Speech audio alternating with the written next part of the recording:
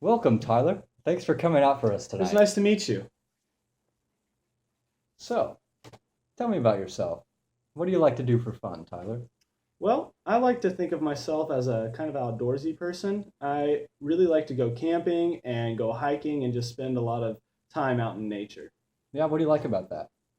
Well, it's lots of beautiful scenery. It's just I like to get out of the house and have some nice fresh air every once in a while. Yeah, that's always nice. So, I see here on your resume, you listed something called vector marketing. Yeah. What is that? Would you explain what you did there?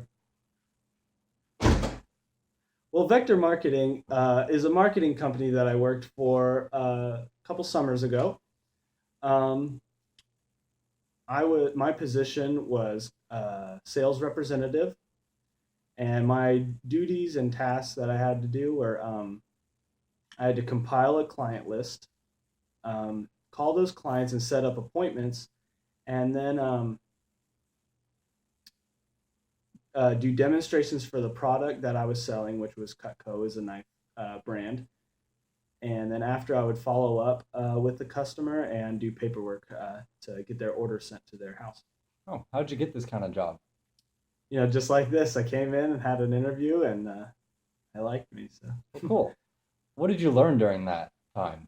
Because that's kind of a unique experience that you had. yeah, it definitely was a unique experience. I think the things I took away from that are most applicable to the rest of my life is just I'm a very personal person because of that. I'm able to relate to people and talk comfortably with them, and then I acquired skills, acquiring or compiling a client list and making sure I follow up with appointments on that. That's good. So, what made you want to apply here, Tyler? I actually heard lots of great news or great things about this facility, and I'm really looking forward to being a part of the team here. It's also in a very beautiful place. Again, the outdoorsy thing. I really like the location of where y'all at. And I really think y'all are doing some great things here. Yeah.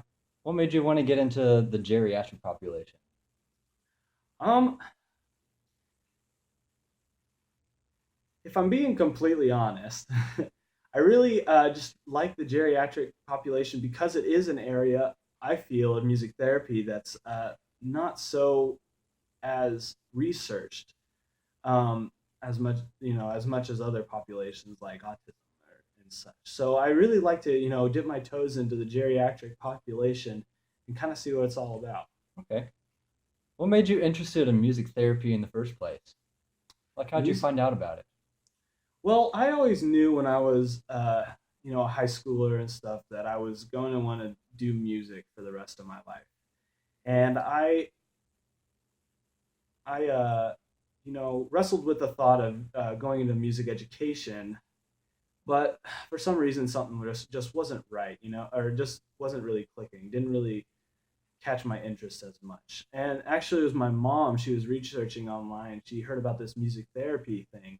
I was like, that sounds really interesting. And it would combine two things. I know it sounds cliche that like helping people and like doing music at the same time, but really that's what it was for me. It was something that uh, I'd really enjoy. I think I'd really enjoy, and I have been, for my whole degree. Good. So, if a random person came up to you on the street and asked you what music therapy was, how would you explain it to them? Well, um, the first thing I tell them is that music therapy is using music to achieve non-musical goals, and then I'd explain that like in music education, a music teacher, their goal is to teach music. um, you can have that in music therapy, teaching music, but the stronger, like one of the more important things about music therapy is achieving other goals, like social goals or educational goals, or physical goals, and using music to achieve those goals. Could you give me some examples of how you would use music therapy specifically in this population? In geriatrics, Yeah. yes. um, Especially in the hospice realm, a lot of people are just trying to live their last days, um, to their full potential and have their highest quality of life. So I use music for past life reflection, um, bringing back old memories and good memories that would just help them pass into the next life as happy as they can be. All right, let's step away from the music a little bit and just talk about what would you say is one of your greatest strengths? One of my greatest strengths is that I have a really high energy especially in front of a group. The larger the group, the better. Yeah. But I have a really high energy, and I'm able to maintain that even when the group isn't as energetic as I am. Yeah, Yeah, that's a good skill to have. thank What about your greatest weakness? you. I think that I tend to be a little hard on myself. Whenever I'm doing a job, I'm always worrying, especially after the job is completed, I'm always worrying about what people thought about the job. And I think I'm a little hard on myself because I feel like I do a good job, but I really care about what other people think about that. So I just say that I care about what other people think, but I just need to trust and have confidence in myself that I did a good job. Yeah. What was your favorite course that you took in college so far, or that you've taken? My favorite course, um, probably my music techniques class, and or the music therapy techniques class. Excuse me. In those classes, we were able to do a lot of role playing and a lot of specific learning on what we are going to be doing in the music therapy field. And in those classes, and I remember in Music Therapy Techniques 1, we had a couple guest visitors the teacher brought in, and one of the visitors was uh, he had his own business, a private practice, and that was something I was interested in for a while. Maybe I could include that into my geriatric studies and future career Yeah. plans. Speaking of your future career plans, where do you see yourself after you complete this internship? Well, I would like to, I think, continue in maybe a hospice care center. As of right now, I'm very interested in the hospice care area of music therapy. Um, and I would like to continue my practice in that. Um, from that, maybe possibly move into a private practice out of my own home or maybe get an office somewhere. But I really do enjoy uh, the geriatric population. Okay. What skills do you possess that would make you a good music therapist? I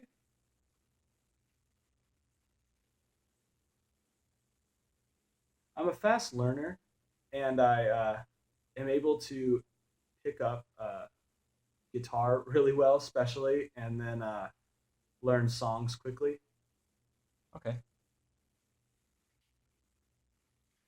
So, working in hospice, there's a lot of people passing away and getting connected to clients and then just learning that they're not with us anymore. How is your emotional stability in that aspect? Well, learning from a lot of my peers who have already graduated and done their internships, something that they stressed a lot was self care. And during my internship, I plan to have a lot of self care, going back to going out into nature and just enjoying the simple things in life.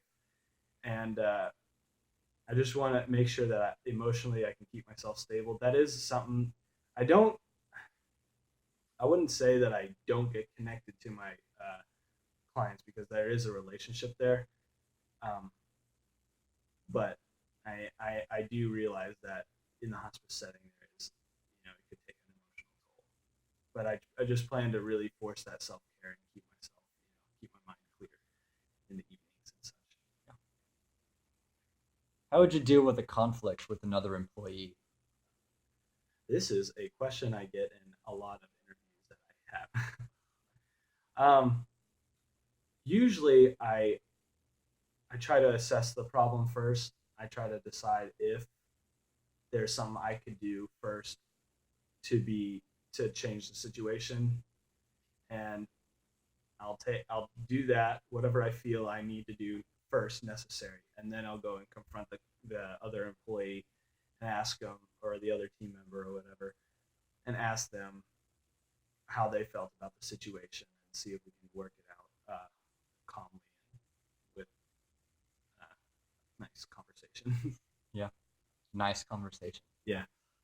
All right. Well, before we finish this out, do you have any songs that you have prepared to play for me today on guitar? I do. I will be playing. I have prepared. I'm going to play Twinkle Twinkle Little Star because this is a classic, and I'm going to play it in two different keys and two different picking or strumming patterns. Okay. Let's move over there. All right. Whenever you're ready. Twinkle,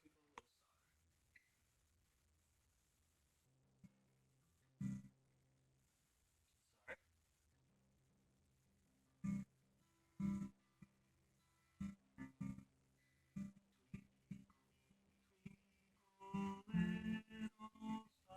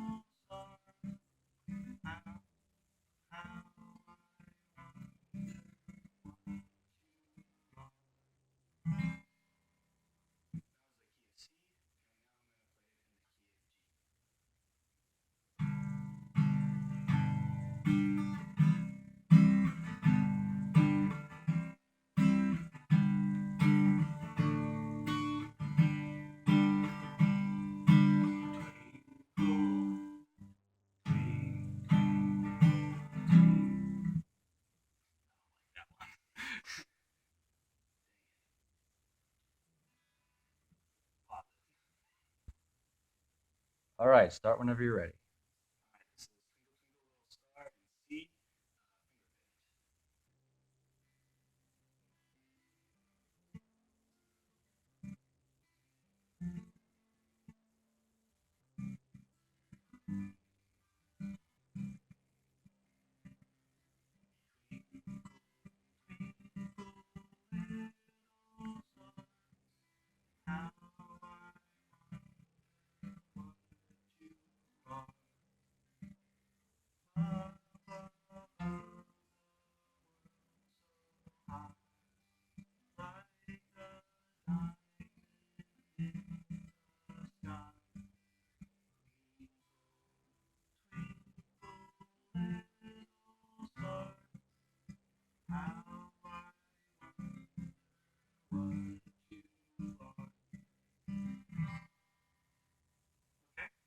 Now I'm going to play it in G with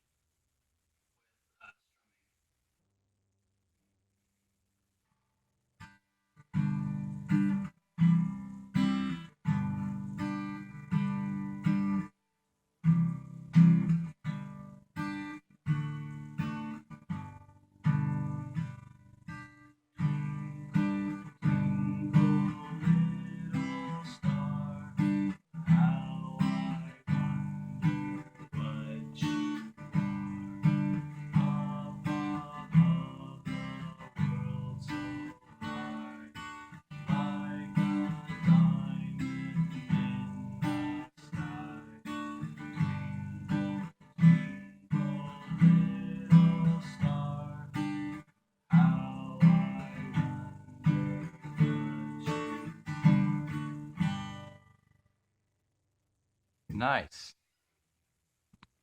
Well, Tyler, do you have any questions for me? Yeah, how has your experience been working here? This is where I answer. How soon should I expect to hear back from you? And this is where I answer. Well, thank you for your time and listening to me today. Thank you for coming. Thank you.